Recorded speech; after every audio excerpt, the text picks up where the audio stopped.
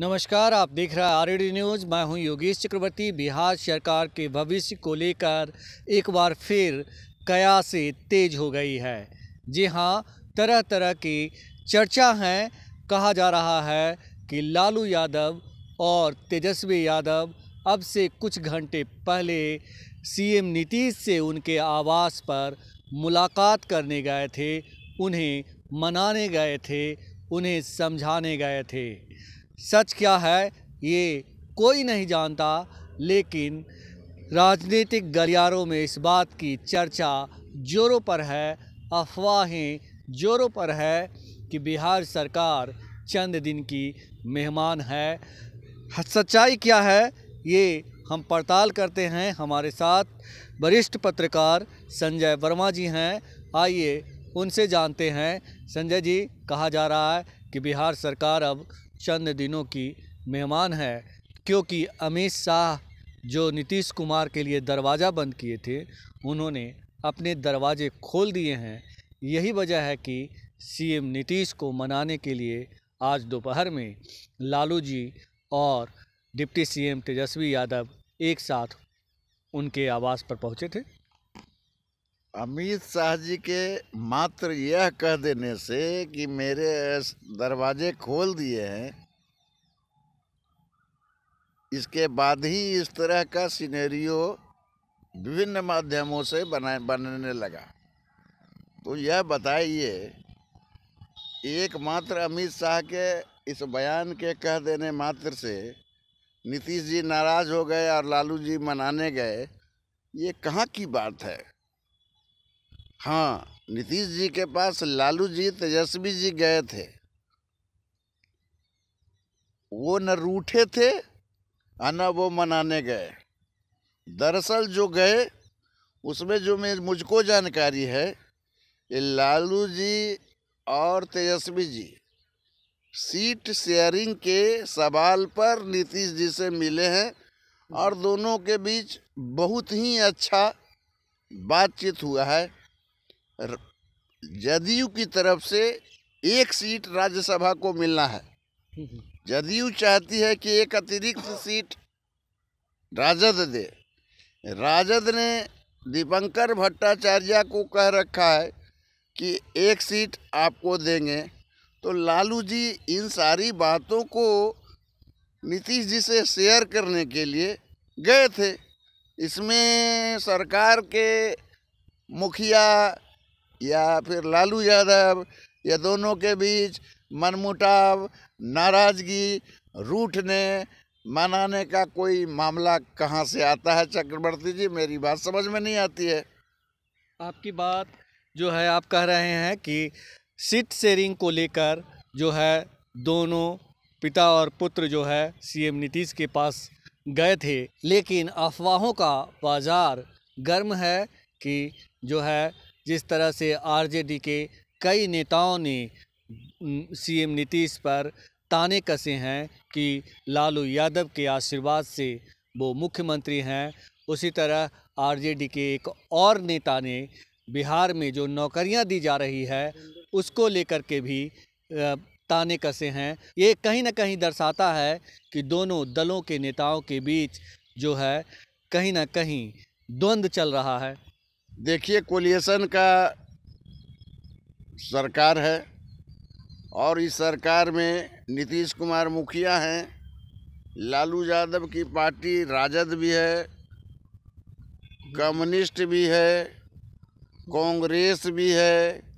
राजद के विधायक जो कुछ भी कह रहे हैं या जो कुछ भी तंज कस रहे हैं या जो कुछ भी ताना दे रहे हैं, उससे वो जो है गठबंधन को असहज कर रहे हैं, वो गठबंधन को कमज़ोर कर रहे हैं। इस बात को समझना चाहिए, लेकिन इसका अभिप्राय यह नहीं है कि उनके छोटे मोटे बड़े बयानों से यह जो गठबंधन की जो सरकार है उसमें दरार आ जाएगी या फिर दोनों के बीच संबंध विच्छेद हो जाएगा या फिर सरकार गिर जाएगी। ऐसा कुछ मुझको नहीं दिखता है। आपको नहीं दिखता है, लेकिन एक तरफ जीतन राम मांझी कह रहे हैं अपने विधायकों को उन्होंने इंस्ट्रक्शन दे रखा है कि आप पटना नहीं छोड़ें। उसी तरह से आज बीजेपी के विधायकों की बैठक भी हुई है। तो ये सब क्या कुछ संकेत दे रहे हैं संजय जी? देखिए, आज 3 बातें हुई है। जीतन राम मांझी ने अपने विधायकों को कहा है कि पटना मत छोड़ो, जिसको जनता दल यू से जोड़कर ये बताया गया कि नीतीश जी ने कहा है कि अपनी पार्टी के विधायक पटना में मौजूद रहें। तो इसका क्या मतलब है, अब समझ लीजिए। जीतन राम मांझी जी के कितने विधायक हैं? वो स्वयं हैं, उनके पुत्र हैं, 2-3 और हैं। अब वो पटना रहेंगे नहीं रहेंगे, ये जीतन राम मांझी जी जाने।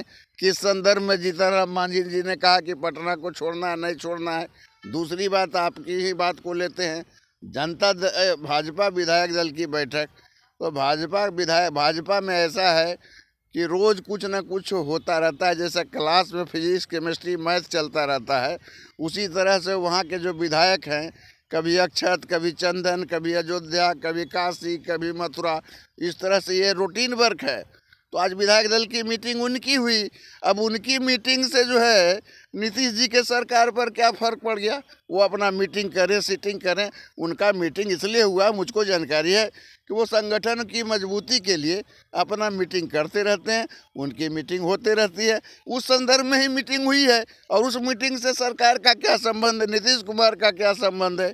नीतीश कुमार तो मुख्यमंत्री हैं, रहेंगे। आप कह रहे हैं कि बिहार सरकार सेहतमंद है और इसके सेहत को लेकर किसी को चिंता करने की जरूरत नहीं है? बिल्कुल नहीं। सरकार ने इतना सारा काम किया है जिसके कारण सरकार के लिए कोई चिंतित नहीं है। दरअसल कुछ पार्टियां अपने अस्तित्व को बचाने के लिए चिंतित हैं, खास करके भारतीय जनता पार्टी। 2024 के लोकसभा चुनाव हैं, वो क्या मुद्दे लेके आएंगे? सरकार ने जो कार्य किया है उससे लोग चिंतित हो गए हैं। सरकार ने क्या कार्य किया चक्रवर्ती जी, आपको पता है? भारी पैमाने पर लाखों शिक्षकों का नियुक्ति हुई, बेरोजगारों को नौकरी मिली। जो कहा सरकार ने वो किया। वो मोदी जी के 2 करोड़ हर साल वाला नौकरी की तरह नहीं, इसने वायदा किया तो इसने वायदे को निभा भी रहे हैं क्रमशः। कभी 1 लाख दिया, कभी 1.25 लाख दिया। तो वो जो रोजगार का अवसर उन्होंने प्रदान किया, उससे लोग चिंतित हैं।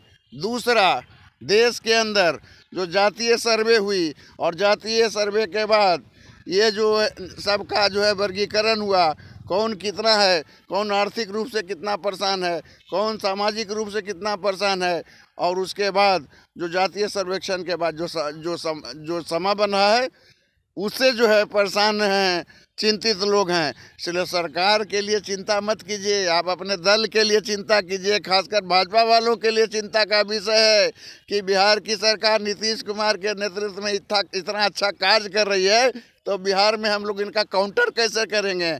सरकार के लिए चिंता करने की कोई आवश्यकता नहीं है। सरकार सेहतमंद है, फूल प्रूफ सेहतमंद। संजय जी, अगर जिस तरह से मीडिया में, राजनीतिक गलियारों में ये चर्चा आम है कि सरकार कभी भी जा सकती है, ऐसे में अगर सचमुच नीतीश कुमार इधर से उधर जाते हैं तो बिहार का राजनीतिक समीकरण भी बदलेगा, और वो उसका स्वरूप क्या होगा, कैसा होगा? भाई, काल्पनिक सवाल का जवाब, काल्पनिक सवाल का क्या जवाब हो सकता है? अगर ऐसा हो तो, अगर वैसा हो तो, मैं कह रहा हूँ कोई स्वरूप नहीं बदलने जा रहा है। सरकार फुल प्रूफ इस कोलिशन के तहत 2025 तक रहेगी। और सरकार कहाँ बदल रही है? सरकार तो नीतीश कुमार के नेतृत्व में है, आगे भी नीतीश कुमार के नेतृत्व में रहेगी। अगर आपकी ही बात मान ले कोलिशन बदलेगा तो कोलिशन बदलेगा तो बदल जाएगा, सरकार नहीं बदलेगी। क्योंकि सरकार का मतलब होता है मुख्यमंत्री, तो मुख्यमंत्री तो रहेंगे। कोलिशन, अगर आप कहते हैं कि कोलिशन बदल जाएगा तो कोलिशन बदल जाएगा, स्वरूप क्या बदलेगा? अगर मंत्री राजद कांग्रेस के हैं तो मंत्री पार्टियों में जिस तरह से जीतन राम मांझी, चिराग पासवान और पशुपति कुमार पारस, ये लोग जो है एनडीए गठबंधन में हैं, तो क्या आपको लगता है कि इसका स्वरूप भी जो है आने वाले दिनों में अगर ऐसा कुछ होता है तो बदल जाएगा? अगर ऐसा हुआ कि कोलेशन का स्वरूप बदल गया तो उपेंद्र कुशवाहा, जीतन राम मांझी, चिराग पासवान, पशु कुमार पति पारस, ये चार कहाँ रहेंगे, किस बिल में रहेंगे, किस गोदाम में जाएंगे, ये बड़ा मुश्किल होगा। अगर इन केस नीतीश कुमार भाजपा के साथ फिर से लौटते हैं और सरकार बनाते हैं तो इसका सबसे बड़ा असर उपेंद्र कुशवाहा की राजनीति पर पड़ेगा। सबसे ज़्यादा असर जीतन राम मांझी की कुर्सी पर असर पड़ेगा।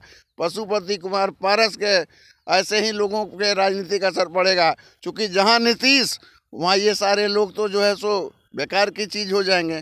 तो इन लोगों के राजनीति के अस्तित्व का सवाल उठेगा। मैं जीतन राम मांझी के पार्टी के एक बड़े नेता से बात कर रहा था, कह रहा था कि अगर नीतीश आ जाएंगे तो वो तो पहला शर्त रख देंगे कि मांझी को हटाओ। हमका शर्त नहीं रखेंगे, उनके आने के पहले के शर्तों में ये सब शर्त शुमार हो जाएगा कि चिराग पासवान को बाहर करो, उपेंद्र कुशवाहा को बाहर करोगे, तब जो है सवाल उठेगा कि ये लोग राजनीतिक अस्तित्व बचाने के लिए फिर जिस मतलब इंडिया को ये लोग जो है सो अनाप शनाप बक रहे हैं, फिर उसी इंडिया का इनको बैसाखी का सहारा लेना पड़ेगा। जी। तो ऐसा हो सकता है क्या? क्यों नहीं? जब कल्पना में ही सब उड़ान उड़ी जा रही है तो कल्पना में तो के उड़ान में सब कुछ हो सकता है संभव। अब आप सरकार गिरा रहे हैं, सरकार बना रहे हैं, भाजपा में जा रहे हैं, जदयू में जा रहे हैं, पलट रहे हैं, उलट रहे हैं, तो जब ये सारे ऐसा कुछ हो रहा है क्या? मुझको तो नहीं लगता है, लेकिन जो आप कह रहे हैं मीडिया के हवाले से, तो मीडिया के हवाले से तो मीडिया अगर किसी को बनाने चली है तो कितने पॉलिटिशियंस का जो है ना वो राजनीतिक करियर भी बर्बाद कर रही है। इस बात को ध्यान रखिए, उसका राजनीतिक करियर से खिलवाड़ कर रहे हैं। नीतीश कुमार, लालू यादव, तेजस्वी यादव और कोलिशन गवर्नमेंट पर कोई असर नहीं पड़ने जा रहा है और ये सरकार स्मूथली चल रही है। आगे भी आप जान रहे हैं 24 तारीख को कर्पूरी ठाकुर की जयंती मनाई जा रही है, जदयू भी मना रही है, राजद भी मना रही है और भाजपा भी मना रही है। सभी पार्टियां अपने अपने स्तर से अपने अपने कार्यक्रमों में लगी हुई है। तो कैसे कहा जा सकता है कि कौन किससे मिल रहा है, कौन किससे जुड़ रहा है? जनता दल यू का चरणबद्ध कार्यक्रम है, कर्पूरी चर्चा, भीम क्या है वो, भीम संसद, तो ये सारे जो कार्यक्रम चल रहे हैं और जनता दल यू के पास खाते में इतनी उपलब्धियां हैं गिनाने के लिए कि वो बिना उपलब्धि वाली पार्टियों के साथ क्यों कोलिशन करने जाएंगे? तो मौजूदा सरकार इंटैक्ट है। जो अफवाहों का बाजार, अटकलें सरकार की भविष्य को लेकर लगाए जा रहे हैं, उसमें कहीं कोई दम नहीं है। जैसा कि संजय वर्मा जी ने कहा कि लालू यादव और डिप्टी सीएम तेजस्वी यादव मुख्यमंत्री से मिलने उनके आवास पर सीट शेयरिंग को लेकर गए थे, लेकिन जो लोग इस तरह की अफवाहें उड़ा रहे हैं उनका मकसद कुछ और है। अगर आपको हमारा ये डिस्कशन अच्छा लगा हो तो आप हमें फेसबुक पर फॉलो करें, यूट्यूब पर सब्सक्राइब करें, ज़्यादा से ज़्यादा लाइक करें, शेयर करें और कमेंट करना तो बिल्कुल नहीं भूलें। धन्यवाद।